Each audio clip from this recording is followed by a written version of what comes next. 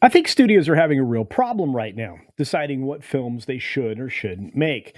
And the problem is that they're so buried in the idea that they have to stay away from anything risky that they keep rebooting or repurposing original scripts from years ago or original films. And they also are making far too many prequels and sequels and other things that really don't add to the story and oftentimes destroy the greater work that they came from.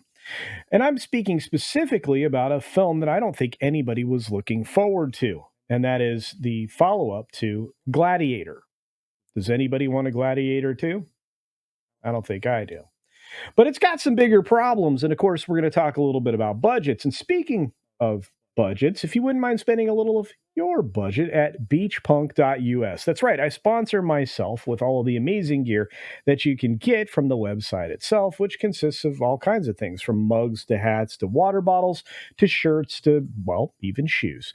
You can also find beach towels and many other things. It's beachpunk.us. After all, it's a beach. All kinds of swimsuits are coming too. Anyway, as Punkwaddle exits the building, so will we, and talk about Gladiator 2 and the $300 million budget. I mean, after all, that's why you're here. The budget is actually reportedly over $310 million. That's extraordinary. That's like a superhero film. And there's really no reason for that other than the amount of delays and when the delays occurred in this film's production. I can't think of any other reason because it's not like they have the kind of star power that would demand so much expense. But there's many stories being written about this. You have this one here from Hollywood Reporter talking about Ridley Scott's very expensive Roman holiday. And that's kind of interesting. So apparently, with accidents on the set, there was a fire in July of 2023. Complaints about animal uh, bad behavior, and now reports that the production went wildly over budget. Sources tell, whoops, that is not what I meant to do. Sorry, guys. Sources tell Rambling Reporter that Ridley Scott's long anticipated Gladiator sequel is leaving Paramount execs feeling a bit like Joaquin Phoenix's Emperor Commodus, terribly vexed. Initially, the budget was cheap. I mean, comparatively, at 165 million, I still think that's way too much money for this film. And now it's something closer to 310. That is a 49-day shoot, and people at Paramount are insisting it's less than 250. I doubt it. But one of the sources says it's not being managed. And again, we're not getting this from one place, although it may be singularly sourced, because even our people over at CBR, Comic Book Resources, are coming up with less than positive thoughts about this budget. A new report confirms that Gladiator's 2 budget is much larger than originally thought. No kidding. And they cite the Hollywood Reporter themselves. So it's a runaway and it's not being managed. I think you're going to hear that a lot, especially if they're only getting it from one source. This is the other problem, too. Oftentimes, a lot of these articles are sourced from one original source, and then you end up chasing everything around in circles. Let's hope we're not doing that. But the sequel's bloated budget can be partly attributed to the new SAG-AFTRA strike and showdowns caused by actors' work stoppage costing $600,000 a week. That's insane. However, there were reports that Scott continued filming with extras during the strike at his massive Coliseum set in Malta. And if true, the budget could be among one of the biggest in film history and more than 3 times the original Gladiator's $100 million cost, which is a huge problem. Obviously, we talked about the production issues and everything that went on with PETA, but it looks like the initial footage that people have seen of Gladiator 2, as it's in post-production right now, has been impressing people. At least that's good news. Still not a film I think needed a follow-up.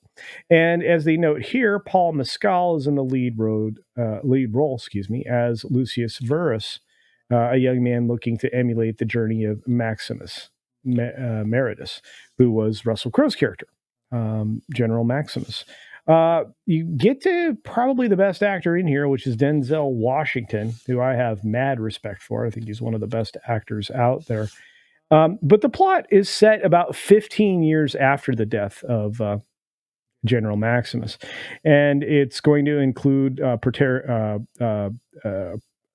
Praetorian guards that are essentially taking over uh, the job of ruling over Rome, and obviously this older aged son, Lucius, is out there trying to, well, come to grips with the fact of who his father was, because if you remember in the original movie, you didn't know. And Denzel Washington is going to be playing a former slave turned wealthy arms and commodity dealer. And he seems to have a grudge against the emperor. In a lot of ways, it sounds like this film is going to mirror the original film. And they do have some character actors returning, although it doesn't seem like a whole lot of them. And this is targeting a November 22nd opening date. I'm not sure if it makes it there, but possibly. And again, this is even from an article in Screen Rant. This thing went across the entire film trade reporting pipeline here, and everybody just kind of linking to the original Hollywood Reporter article. But 300 million. Wow. One thing's for certain, it's that perhaps this movie didn't need to be made. Of course, I'll see it, so you don't have to. And if it's any good, I'll let you know. This is coming up right prior to the Christmas period, which means they're expecting it to perform pretty well right around that Thanksgiving weekend to Christmas period here in the States, where a lot of films usually do pretty well. And if they have legs, they'll stick around for a long, long time. I just don't know that this one's going to be the one that wins the holiday period here in the States, but $300 million is irrecoverable. But hey, what do you think? Do you think that this film and its budgets have a chance to be profitable? Do you expect that this film will even be, well, will have been worth making? And finally, are you planning to see Gladiator 2 with no Russell Crowe, and probably the best thing about it being Denzel Washington? I'll go just for Denzel. Anyway, let me know your thoughts down in the comments section below. And on your way out the door, hit that like button. I would really appreciate it. On that note, be sure to take care of yourself, take care of others, and until next time, see ya.